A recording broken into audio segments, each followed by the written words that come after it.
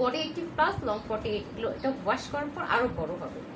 তো হঠাৎ করে সবাই এই চকলেট কালারটা কেন লাইক করছে আমি বুঝতেছি না।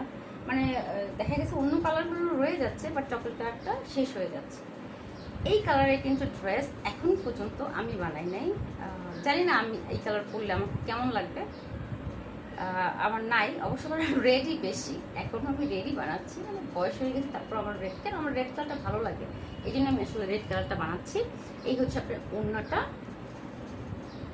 আপনার ফুল সেটটা কিন্তু একই রকম, জাস্ট সালোয়ারটা আমরা অন্য কালার করছি।